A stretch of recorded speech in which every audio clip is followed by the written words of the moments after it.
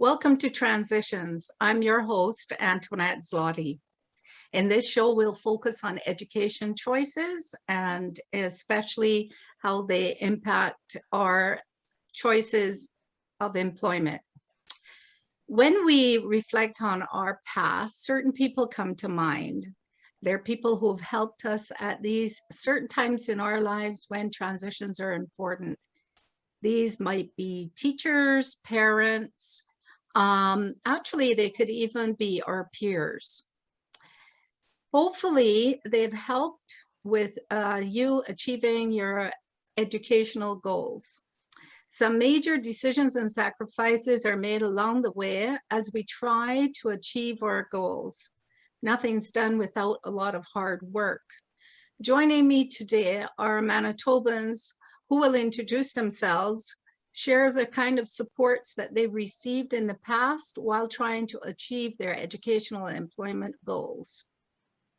Then we will discuss options for students and what we feel the future looks like in this matching of education and employment opportunities. So welcome to the show, and I'd like to first start with you, Ogo. Thank you, Antoinette. So my name is Ogo Chukujama, and I'm a psychiatrist, and I work as the medical director of Selkirk Mental Health Center here in Manitoba. And I have been in Canada and Manitoba in the last 3.5 years.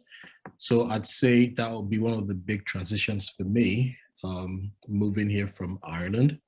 But let me start with my background and education. I am a Nigerian.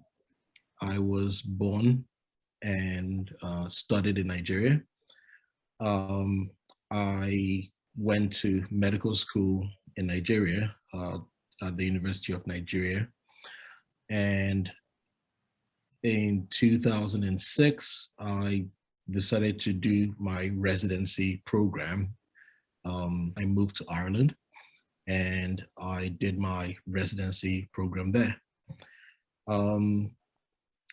As I'd say, one of the big influences for me would be my parents. They were both, luckily for me, they were both university graduates. So there was this big premium on education. So they'd always say, use the muscles between your ears to advance everything about you in life. So they were quite big into, you had to get your degree, your first degree, you got to get a master's degree. And for them, it was always education, education, education. I'd say the other big influencer for me was one of my mentors when I was a resident back in Ireland.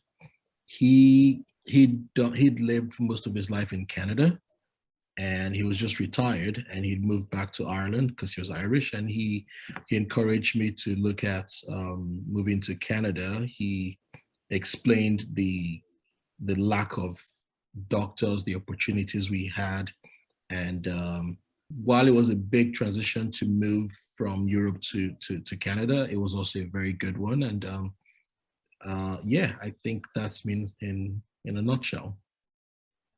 Thank you. I really appreciate the fact that you've shared your personal journey with us. And now I'll go to Tracy Ann. So my name is Tracy Ann Campbell. I currently work in mental health, but my journey didn't exactly begin in mental health. I actually migrated to Canada at a very young age. So I did all of my education here in Manitoba, actually. I graduated from the University of Winnipeg with an international development degree.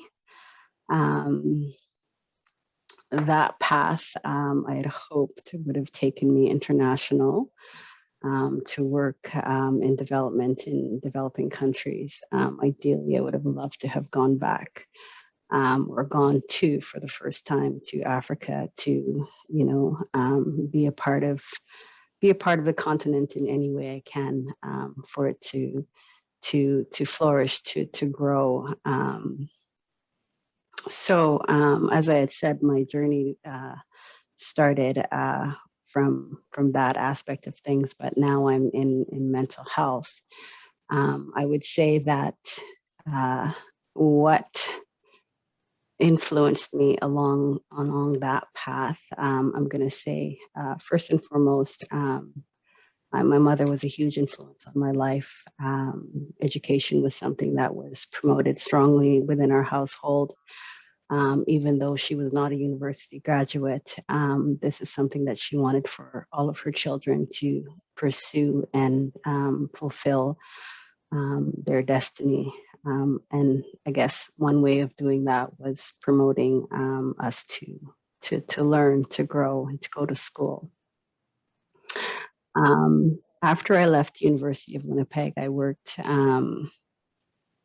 at the Main Street Project with quite vulnerable population, individuals that were homeless, that struggled significantly to get their basic necessities.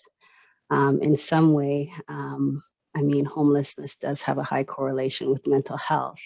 So I think that would have been my first conscious exposure to mental health at that time, even though it's been around me for as long as I can reflect back and look upon. So yeah, now I work in a mental health organization, and I provide direct services, supports and services to adults living with mental health, supporting them along their goals of obtaining housing, employment, education, or even socialization. So in a nutshell, yeah, my journey has been sort of staggered, but at the same time, I would say that at the core of me, I say my core gift is to be a helper of some sort, and I'm a helper in this field. And I think I had a lot of influential people that guided me along my path, whether they were professors, managers. I would say a significant manager that I've had early in my career was an individual of color, and the guidance that I received from that individual was tremendous, which propelled me to then move forward and to be where I am right now, working in a field that I didn't anticipate that I would be. Thank you. Thank you, Tracy Ann. That was very informative. I really didn't know about your earlier work. Everybody tends to focus so much on a person's present work, but now we'll turn it over to Tunde. Could you tell us a little bit about yourself and your transition? Thank you, Antoinette. My name is Tunde Bello, originally from Nigeria. Spent the first 3 decades of my life there. Had my initial education, university education, before traveling abroad for my residency, and eventually now in Canada. To start with, just wanted to say, if I have to look back in time, I have a few people that I would definitely give credit, to for where I am at the moment. Of importance is my parents, even though they were not that as educated as me going to the university, but they both believe in having education. They encourage me, spend their little money on books, and provided the support. But fortunately enough, also I had the opportunity of living with a maternal uncle, during my middle and high school, who was very, very supported and really helped me through those periods. But I was fortunate enough to have a paternal uncle who came back from the US at the time, who happens to be a doctor himself, a physician in the US. So returned back to Nigeria and asked about where's Tunde? They said, oh, he's just finished his high school and still looking up whether to proceed or not. Oh, he said, oh, let's get him for me. And that's how I left, the small town in Kwara State, somewhere in Nigeria, in the central part of Nigeria. And he took me to Lagos, and I was with him, for more than 10 years. It was there that I got into the university. And because of his influence on me, even though initially I had wanted to go into engineering, but having to live with a doctor and looking at him, his contribution to the community at the time, I said, no, I have to be a doctor. So that was a major influence in my life in terms of career paths.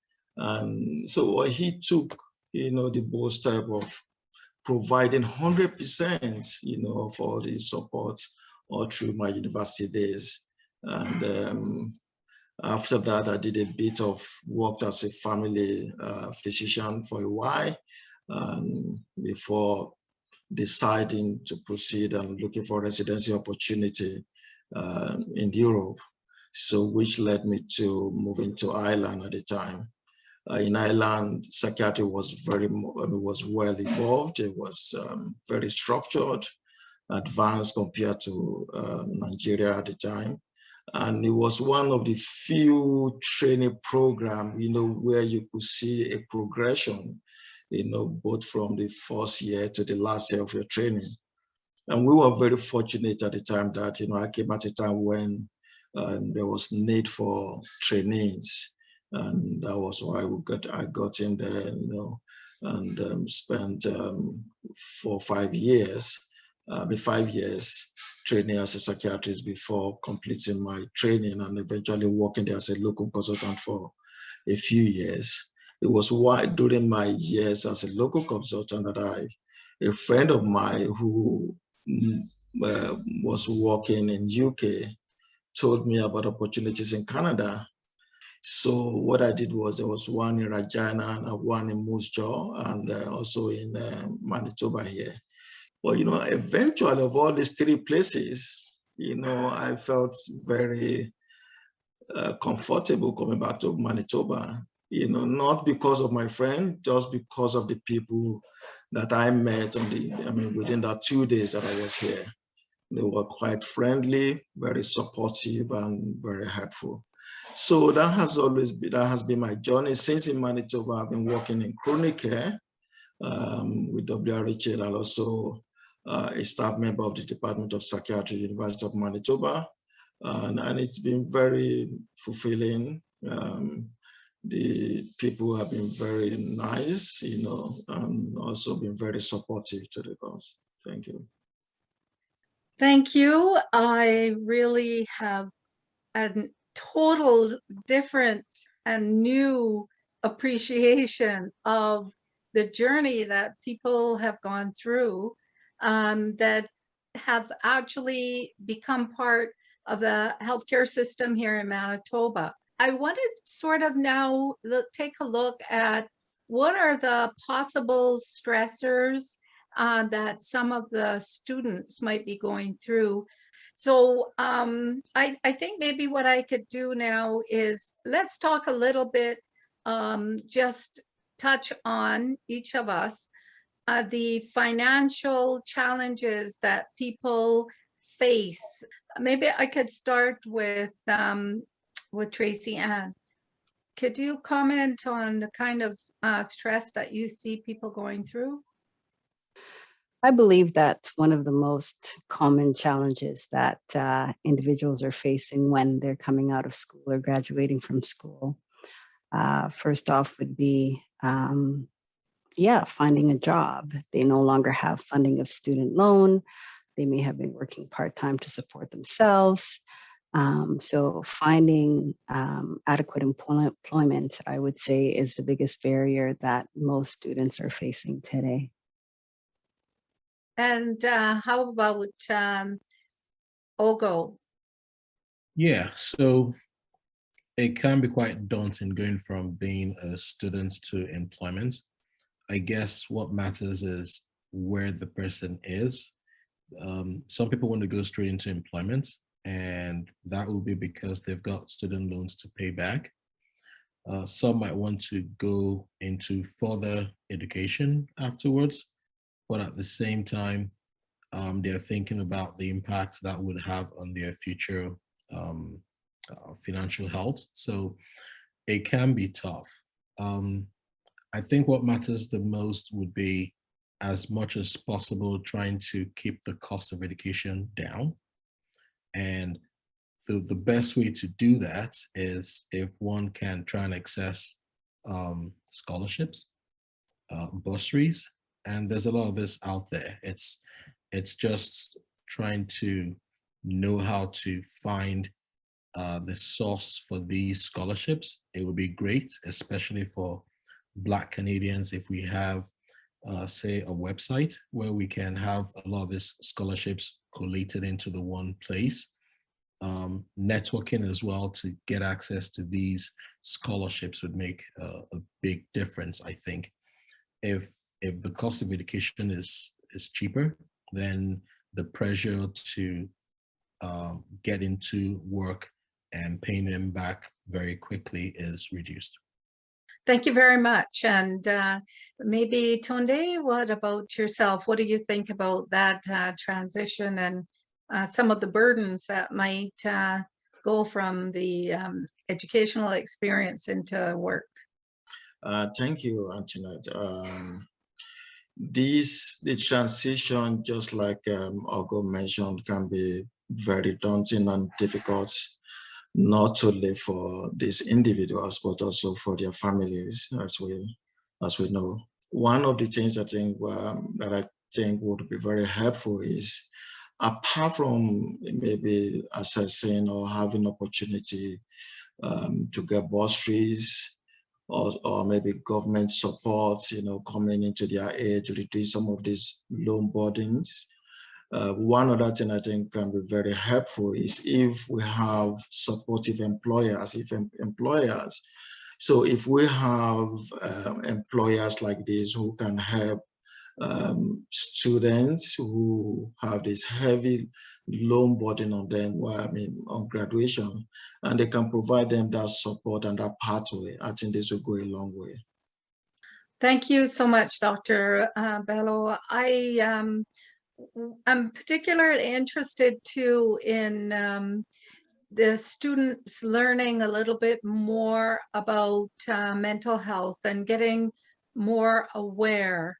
Given that I've been very involved, and those of you who are here on this particular show have expressed really great interest, and have some of you have put in a lot of hours to making sure that this mental health promotion toolkit becomes a reality.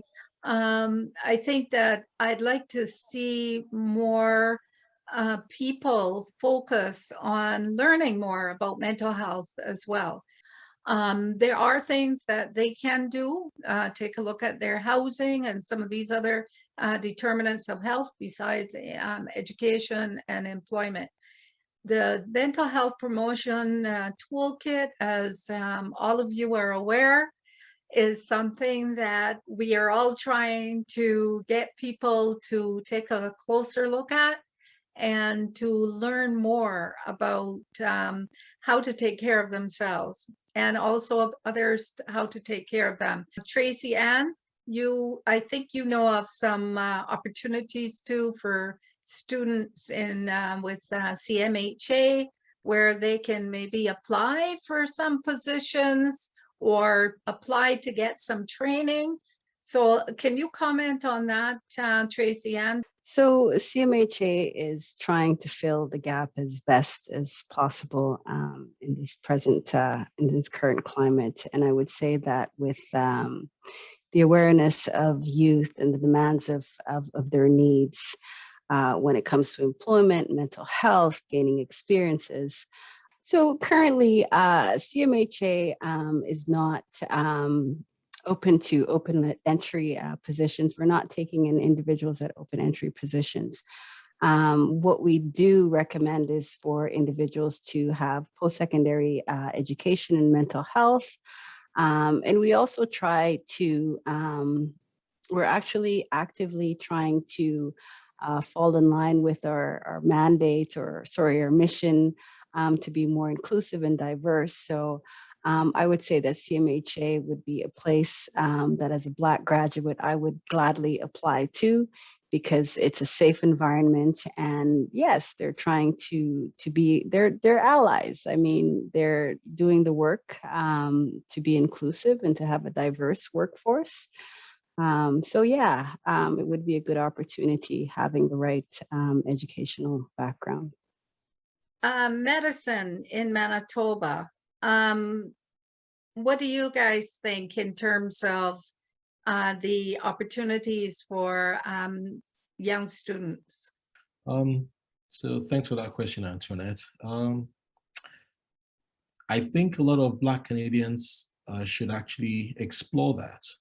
And I think not just in medicine, but I'd encourage Black Canadians to consider subjects in the sciences, mathematics, engineering, because these are the careers of the future. There's a very big future coming for this next generation, in the sense that there's a lot of advancements in science, and these would be the biggest earning jobs of the future. So one of the big things I always push for any interactions I have with the Black upcoming professionals of tomorrow is to say, definitely consider a career in these pathways. Medicine, sure, definitely. I would say I'm a doctor, so I'll always push as much as possible to get Black Canadians to come to medicine. Thank you.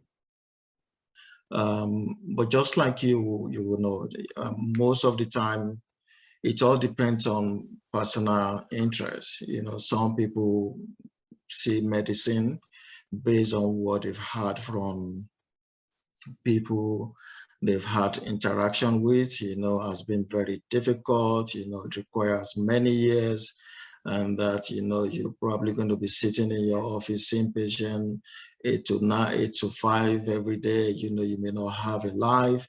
There's always those, I mean, that negativity attached to it. But as we all know, you know, it's a noble profession. It's a profession that gives fulfillment, satisfaction, and the fact that you are there to provide care, you know, to people that need it. You know, this is a service to humanity. So I will always encourage any Black student to look into that aspect. So regarding what to do, I mean, one can go to, if you don't have opportunity, because spaces are quite limited here, people can look outside of Canada, you know, to the US, the Caribbean, Europe. Opportunity abounds, and then, you know, and you can also try and look for opportunity for scholarship or bursaries, you know, that will aid your career, that will aid your career in that regard.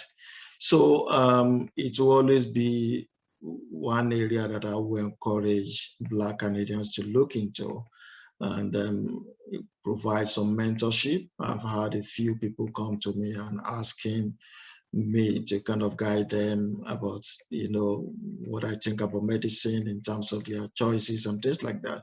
And we have been doing that. And I'm equally sure of some of my colleagues here. And also we've seen Black doctors who came in from other parts of the outside of Canada, who haven't been able to get into who are looking for training, postgraduate training here. You know, we have been providing mentorship to them, providing support for them, helping them about resume, and also directing them about where to apply to. Thank you. So it's really been evident to me that regardless of what profession a student embarks on or tries to do the requirements for them to get into that profession, along the way they may encounter situations where they need to seek some help from a mental health professional. That's number one. Number two, so it doesn't matter, right? Am I getting an affirmative from the doctors here, the two psychiatrists, right? So it's okay to seek mental health services from a mental health professional, regardless of what profession that you're in. And the other thing that I'd like to mention too is that it's pretty obvious that along the way, all of you have had significant people in your lives and who have helped you to be where you are today. So again, for younger people right now who are pursuing education, to have them just try to seek out those people and know who those people are and listen to them and take the supports when those kind of good supports are offered. In terms of the future, what I'm hearing you say is that you'd like to see more Black students pursuing the sciences and feeling comfortable and going ahead and not be afraid of getting involved in professions such as medicine and so on. And as well, what I'm hearing you all say too is that looking after your goals are very important. It's very important to look after your goals and to stay on course for where you want to be. I must put in a plug for the Barbados Association Scholarship Program too. We've been trying our best to give opportunities for students as well and to support them. And I agree with everything you guys have all said about making that information be known for students, and also about the mental health toolkit too, to make sure that people are aware of that. So I would like to thank all of you at home who joined us, and I would like to thank our volunteers and especially our guests today. Thank you so much for being a part of our healthcare system. And I look forward to even more culturally sensitive services in the future and greater representation among all the professions here in Manitoba by Black Canadians. Thank you so much for joining me. Thank you for having me. Thank you for having us here. Thank you, Antoinette. Okay, good night.